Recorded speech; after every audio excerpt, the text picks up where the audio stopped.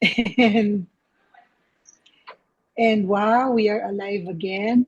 Okay, as you can see, this is Armenia. It is, wait, let me see. This is the first nation to have a Christian church.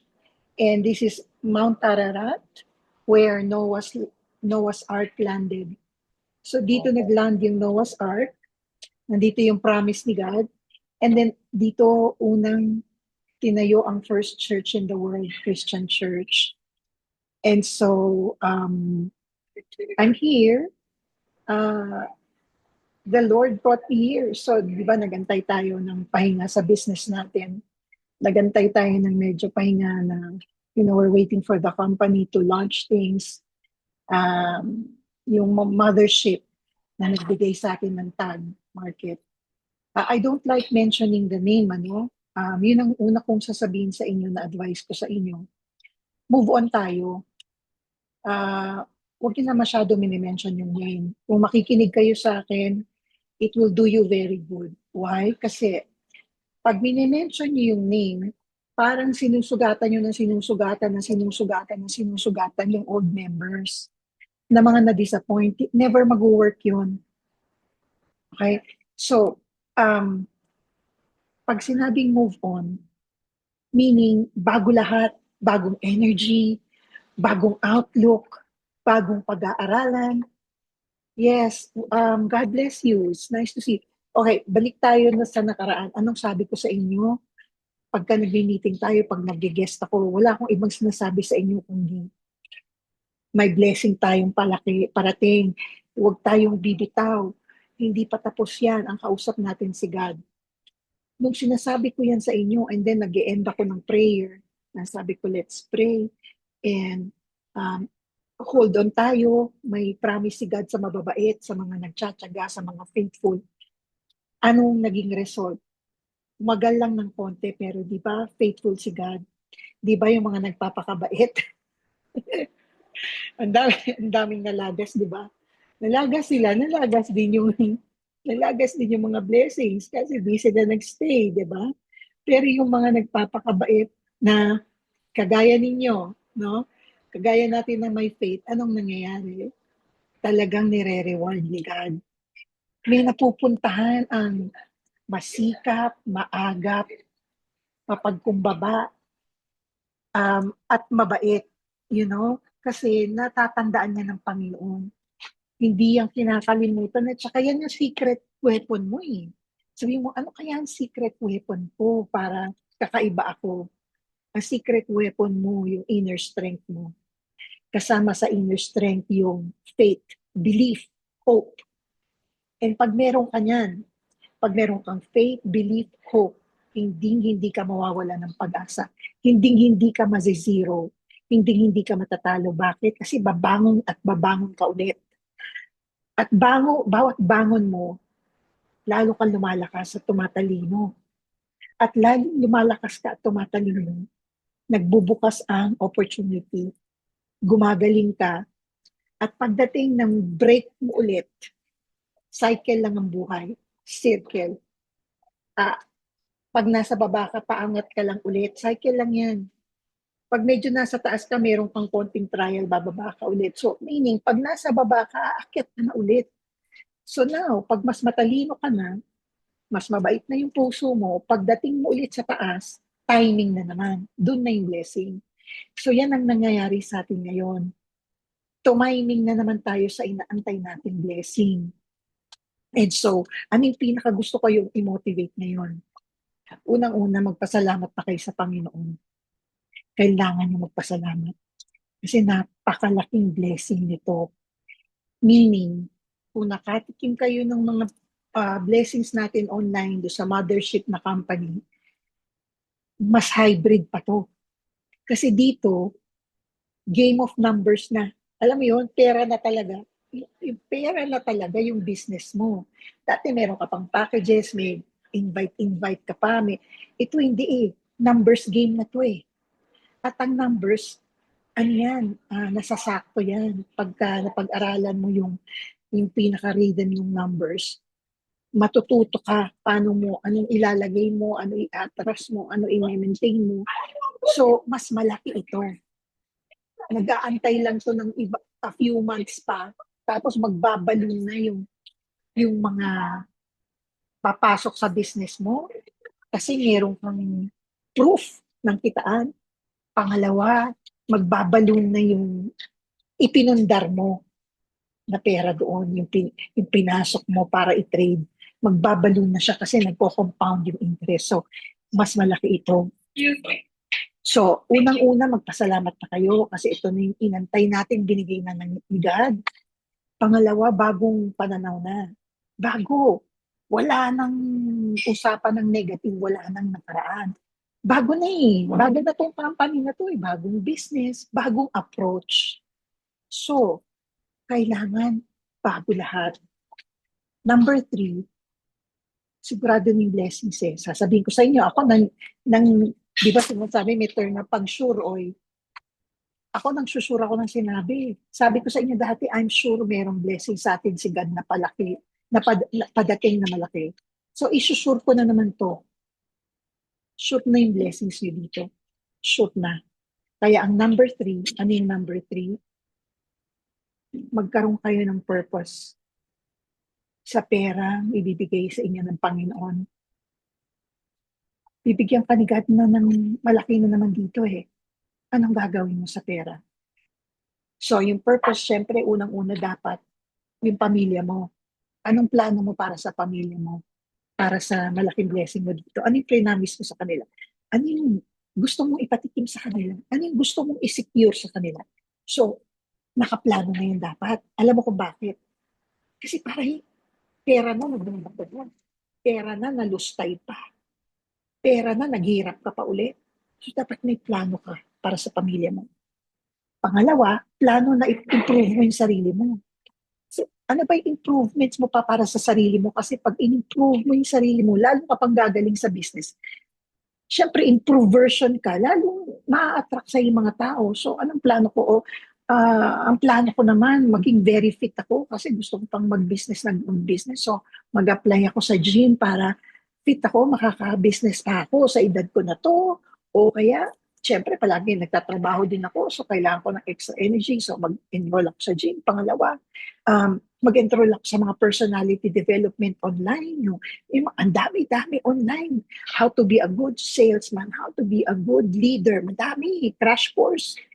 Minsan mura lang, $10, $20. Mismo sa Facebook, mahanap nyo. Tsaka, may time naman dahil online lang eh. So, improve mo pa yung sarili mo para lalo kang gumaling sa business. So, ano pa? Ano pang self-improvement? Ah, syempre, projecting ko, may makita man na sa akin sila na pinanggal ko. So, pagdating ng commission ko dito, upgrade ako sa high-tech na laptop, high-tech na cellphone. Upgrade ako sa sasakyan. So kung 5 years na yung sasakyan ko, hindi naman kailangan brand new, pero baka makabili ako ng second owner ako, pero mas latest model. Upgrade, upgrade, upgrade. Kasi kasama sa business yung nag-upgrade ka. Kasi nakikita ng tao, may pruweba ka ng income mo. So, number one, pasalamat ka na kay God. No? Number two, may plano ka. Kasi may plano si God, ba't ka blinis eh? Blinis ka para yung family mo may mapuntahan na mabuti. And then para magkaroon ka ng importansya sa community, sa mundo, may saysay yung pagiging rich mo. Hindi ka rich na ganid. Rich ka na may napupulot sa iyo ang mga tao. Either sa kabutihan mo, or sa example mo, or nakakatulong ka in ways na in your own way, nakakapag-abot ka sa church, sa community, sa mahirap. Basta, meron hindi lang para sa iyo yung blessings. Alam nyo, pagka marunong kayong mag-extend ng blessing nyo sa ibang tao, sinasabi ko sa inyo, hindi mauubos. Kasi alam ni God, nagsusupply ka rin sa ibang tao. So, ibibigay niya ng ibibigay. Kasi alam niya, naku, yung anak ko, namigay pa, o sige, dagdagan ko siya. Ganon si God. Kikita niya rin yung kabutihan mo. So, dadagdagan niya rin yan. So, pag alam mo na yung 3 na yan, okay ka na. Stable ka na. Maintain lang. Ang gusto ko lang i-encourage sa inyo, please tandaan nyo to, since bagong approach na tayo, bagong company, bagong business, huwag nyo nabanggitin yung pangalan ng nauna nating mother company. Bakit? Kasi hindi nyo talaga makukuha ang old members ng mabilis kung binabanggit nyo pa. Kasi may phobia nga sila dun eh. Huwag nyo nabanggitin yun. Sabi nyo, hey, ito ginagawa namin, tag market. Ganun lang. Bakit nyo pa kailangan? Yung old members yun naman, alam naman nila kung ano history na galing tayo doon. Di ba? Siguro pag kayo na lang nag-usap sa chat, pero yung Zoom, na bago na yung kliyente nyo, tapos meron kayong hinggila ng mga bago na old members, nilalagay nyo dito, paano nyo sila ma-appease, makukonvince na, ay, salamat bago na to. Ay, salamat iba to kaysa kay see something.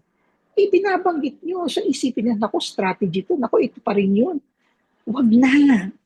Matuto tayong mag-adjust. No?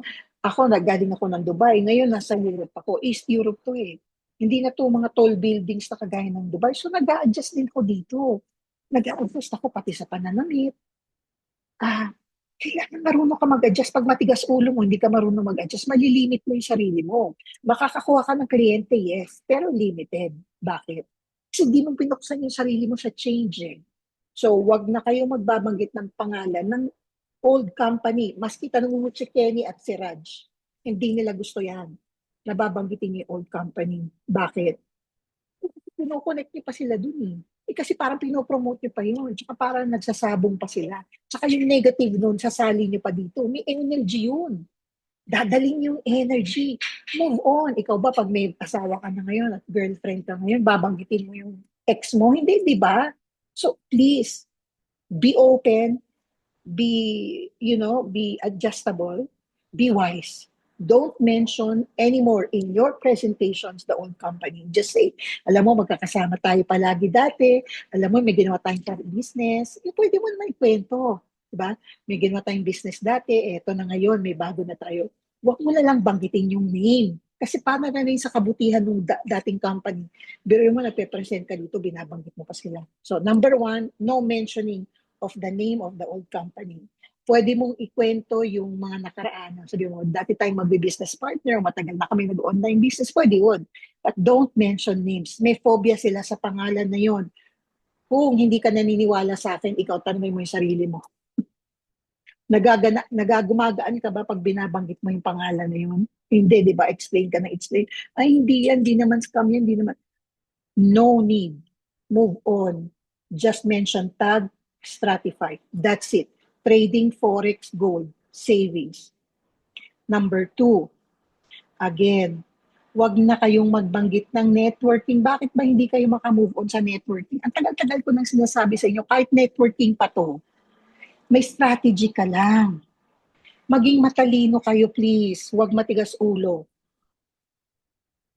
Ito na lang pag-aralan niyo. Sa Pilipinas, mas madami ba ang naniniwala sa networking o mas madami ang akala nila networking is scam? Alam niyo na ang sagot. Di ba? Pag sinabing networking, naku, naku, naku, naku. Ayoko networking, basta networking. Ay, naku, sinabi na sa akin yung napasok ko niyan. So, alam niyo na eh, pag nagbanggit kayo na networking, mas madami ang chance niyo na ibabagsak nila kayo. So, sinasara niyo na naman ang door. Ang gawin nyo, kasi bago na to, open the door. Open. So, paano yung open? Huwag magbabanggit ng networking. Ganito lang usapan. Online tayo, digital product. Ano to? Parang savings lang. Alam mo, ito sinasabi ko talaga. Parang savings lang.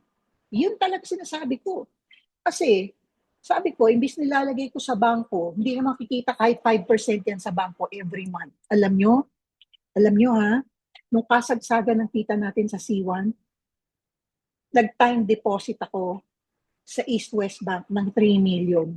Kahit i-trace nyo yan sa East West Bank BGC kasi doon yung pondo ko. Doon ako nakatira. Alam nyo ba, kinita ko after 2 years, tinanggal ko kasi nakatira ako sa Dubai, naiwan lang yung pera ko sa Pilipinas, saka tayo deposit. Nung pwede ko lang kunin, tinanggal ko. Alam nyo ba, kinita lang ng pera ko? 29,000 in 2 years. Time deposit mo 3 million, 29,000. Talo. Pinahiram pa nila yung kung kani-kanino ng mga businessman. Pera mo yun, pinahiram nila, kasama yun sa mga pinaglo-loan nila. Tapos ang pinita mo, sa 3 years mo, 29,000. So, sasabihin ko lang sa kliyente, yun ang sinasabi ko, save, parang savings lang to. Hindi ka kikita sa bangko ng 5%, dito 20%. Ano pa yun ha, minimum, hindi pa yun ang maximum kasi pwede pang tumaas. Pero let's say hanggang 20% lang in a month ang interest mo, compounding interest mo. Di ba ang sarap? So, yun lang sinasabi ko. Tapos sabihin niya, paano? Sasabihin nila, paano magsising? Well, yung pera mo, kahit na hindi mo ubusin yung pera mo sa bangko eh, magkuha ka lang ng portion. Ano mo lang, kuha ka lang 1/4 ng 25% ng savings mo sa bangko, lagay mo lang dito. Ng 1 month, 30 days. Ito pa, isang keyword, hindi ka locked in. Lagay mo lang siya ng 30 days. Pag wala kang nakuha, kahit sa first week, wala ka nakitang bumalik na interest. May babalik kasi, nakikita niyo naman, may bumabalik talaga everyday pa nga. Pag wala ka nakita, tanggalin mo. Tapos sabihin mo sa kanila, alam niyo ba, walang nagtatanggal sa amin. Kasi nakita talaga namin, meron kami nakukuha 20% every month. So sasabihin, hindi ko naintindihan eh, paano ba yung business? Di ba AI na ngayon? Isa babanggitin yan kasi gusto-gusto na nakakarinig ng high-tech. Tsaka yung mga sikat, yun ang binabanggit. Sikat ang AI. Di ba AI na ngayon? So tayo, hindi tayo magaling mag-trade. Eh di ba, hindi ako marunong, hindi ako magaling. Oh, fine. Tama. Kaya tama itong business sa'yo kasi ang nag-trade for you, si robot. Pag ang AI na ang nag-trade para sa'yo, ang talino yun. Kaya kami, 80% win kami, 20% lang ang losses namin. Minsan 85 to 90% pa ang win. Ang laki ng tubo sa robot ang nagte-trade sa'yo. Anong tine-trade nyo? Naku, pag sinabi nyo to, sabi mo gold. Di ba ang gold, di naman nawala yan sa history. Gold will always be there. Para yung real estate, tataas, bababa, but it's always there. Lalo na ngayon, mataas ang gold. Yan ang mga sasabihin nyo. Kailangan alam nyo yung key points, no? Pag nagpe-present kayo, simplihan nyo lang. Alam nyo ang tao, lalo na yung mga sanay na sa scam, negative. Pag hindi nyo sinimplihan ng presentation nyo, matatakot sila, makukonfiscate sila, sasabihin nila, parang ang hirap, hindi ko kayang gawin ito. Ang daming sinasabi, ganito ba sasabihin ko, hindi ko ma-memorize to. Pag kino-complicate ninyo, nata-turn off sila. Simplihan nyo lang, may ginagawa kami. Sobrang galing. Robot AI ang nagtatrabaho para sa amin. Siyempre, gusto nilang pakinggan yun, AI. Tapos si AI ang nagtatrabaho para sa inyo. Aba, parang wala akong gagawin. O, di ba gusto nila yun? Okay, eto, hindi mawawala ang pera mo, savings eh. Parang sinave mo lang. So, kunin mo na in 30 days, walang problema. So, nawawala yung nervous nila. Ganun ba? Hindi mawawala yung pera ko? Oo, nandun lang. Earn lang ng interest. Ganun ba? Hindi naka-lock in? Oo, hindi to kagaya ng product na pag may binili kang product, sorry na yung pera mo, bye-bye kasi may katumbas kang product. Ito hindi. Pinatago mo lang yung pera mo dyan at inutusan mo tumubo ka. Savings. So, sino ayaw mag-save? Di ba? Ito nga, itong business mo, nakapag-save ka na, nakapag-business ka pa, o sinong ayaw niyan? Di ba? Hybrid. Okay. And then, ang sasabihin mo, um, online lang to, so bigyan mo lang to kahit 2 hours mo a day, and kahit na sasali ka lang sa Zoom 3 times a week, yun na yun. So, papadaliin nyo yung business. Kasi ganito lang yun. Kailangan mo lang silang pumasok sa koral. No? Kailangan nyo lang ipasok nila yung paa nila sa tubig. Kaya padadaliin nyo. Pag nakapasok na sila, dun nyo na pasukan ng, mag-zoom tayo, mag-train ka, dun na, kasi nandun na sa loob eh. Hindi na yung lalabas, nakapag-pay in na, nakaregister na, nakapag-invite na ng 2 kaibigan in the first week. So, hindi na yung lalabas. So, kahit na sabihan mo pa, kailangan ka mag-attend ng training, kailangan malaman mo to, sino nga atras? Hindi na. Isipin nila, kailangan ko rin matuto. Pagka nakapasok na sa koral, pero yung wala pa sa koral, binobombard mo na, ito gawin mo to, ganyan mo yun. Naku, sabi niya, ayoko kasi may inalagaan akong bagong baby. Ay naku, meron na akong trabaho. Ay naku, ang complicated, di ako marunong yan. Aatras. Kailangan marunong ka magbingwit. Ganito lang yan. Lagay mo lang yung savings mo dito. Hindi nakalaki in 30 days. Pag wala ka nakitang movement, tanggalin mo. Oh, AI to, napakagaling. Hindi ka mag-iisip si AI. Ito, wala. Kahit na $10, $100, $1,000, ikaw mamimili according to what you can from your savings na ilipat dito. O, ganun lang. Tapos, anong gagawin ko? Wala kang gagawin. Lagay mo muna yung initial mo, tapos sali ka lang ng isang Zoom this week. Yun lang muna. Step by step lang muna tayo. Isang Zoom this week. Yun lang gagawin mo. Ay, hindi ba yun araw-araw? Hindi. Ikaw magde-determine ilang oras ang bibigay mo. Ilang times a day sa psychology doon. O di, sige, kung ganun pala eh. Sige, kaya ko yan. Pagsabay sa trabaho ko, kaya ko yan kasi nag-aalaga ko ng bata. Pwede ako maglagay ng earphones lang. Ganun lang. Tapos nag-sign up na, ginanahan na, nakita na yung komisyon ni Eddie, ni Anton, ni Miss Jeanette, nakita na, gusto namin yan, o nakita na ang sisipag ng mga tao sa Zoom. Di siya na mismo, o sige nga, paano ba yung, gusto ko malaman, pa-train nga pa, ano pa training nyo? Sila na mismo. So, make it simple, make it exciting, and make it different sa mga scam na nasalihan nila. Kailangan iba yung approach nyo kasi yung mga approach ng mga scammers, alam na nila. Hindi naman tayo scammer. So huwag tayong gagaya sa approach ng mga old style. Simplihan lang, savings, AI ang gagawa, at your own pace, we welcome you. $10 you want to sign up, $10 we can give you. Ganon. Alright? May isa akong pinaka-importanting sasabihin sa inyo. Alam nyo, kasama sa blessings natin, yung mga prayers natin, bukod sa talaga may ginawa tayo, nag-taste tayo, at nandyan din kayo, lahat ng product na binigay, trinay nyo, ginawa ninyo, so may sipag. Pero sabi ko nga, ang hidden power nyo, prayers. Alam nyo ba, habang wala pa tong tag at nag-aantay tayo dun sa developments ng ibang companies, nag-prayer intercessor ako online. And kasama yan sa prayers ko, yung business, Ito na sinagot ng God. No? Nag-serve ako online. I know this is it.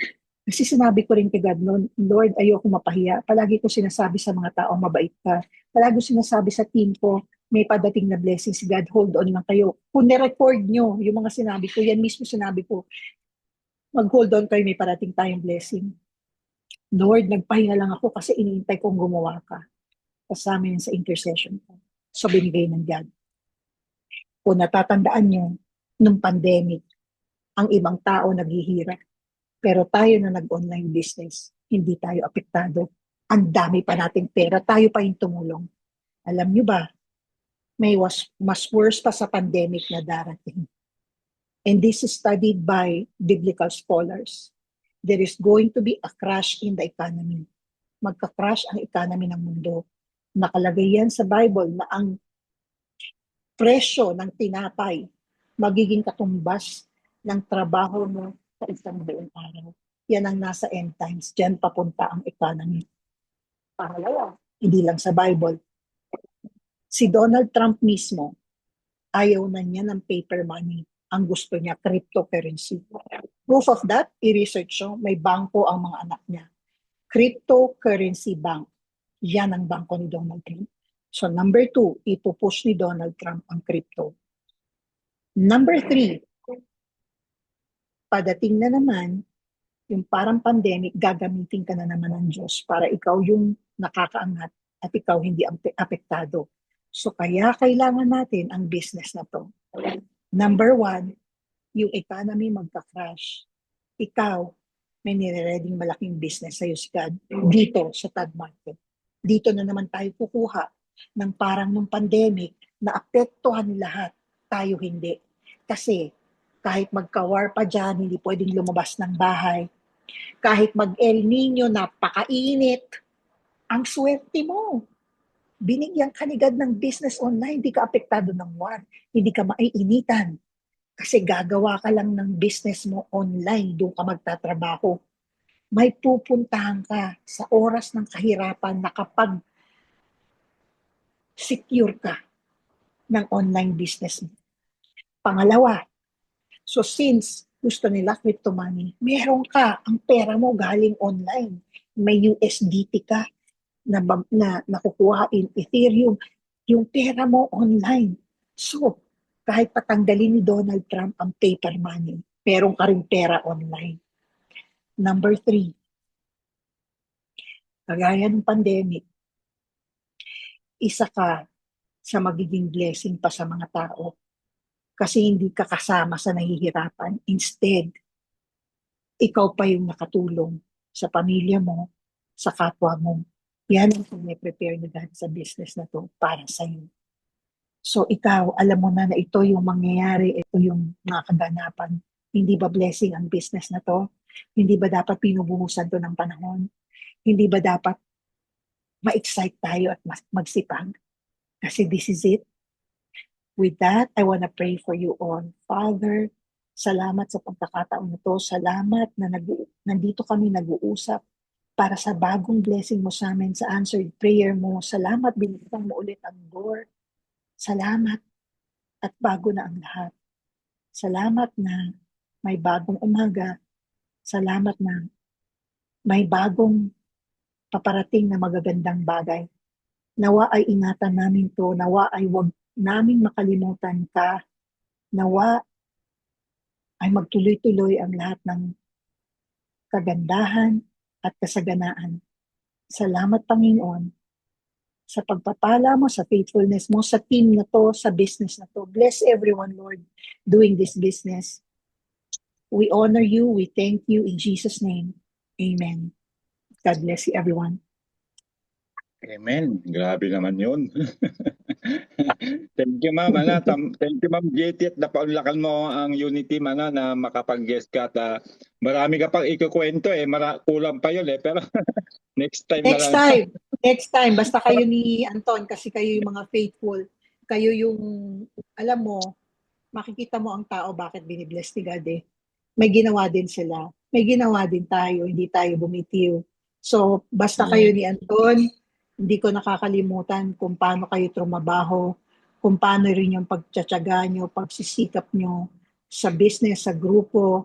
So, natatandaan ko yan. Kaya, open ako. Next time, magkaka-mini training tayo. Bibigyan ko kayo ng paano magbubukas, mag-open and close ng conversation. Gagawin natin yan. Sabihin nyo lang kay Eddie. Okay? God bless you. May next meeting pa ako but I will Thank see you you po, ma'am. Thank you ulit. Yes. Thank you ulit Thank sa you, Ma'am pagpapaunlak po JT. sa amin. Thank you God so bless much po. po. God bless. God Ma'am bless po. JT, si Antonito, maraming salamat. No?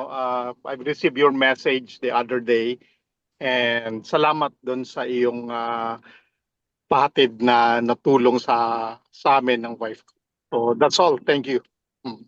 Thank you. Thank you po sa visa, pre-visa na binigyan niyo sa amin ni Ma'am Connie. Kasi Sir Anton tsaka si Sonil hindi na kailangan ng visa, kami lang ni Ma'am Connie. Thank you po sa sponsorship. Thank you, Ma'am JT. Thank you. Thank you po. Ayun, grabe naman 'yon, Ma'am. Yan. Okay Thank ba yan? you. Thank you, Ma'am JT.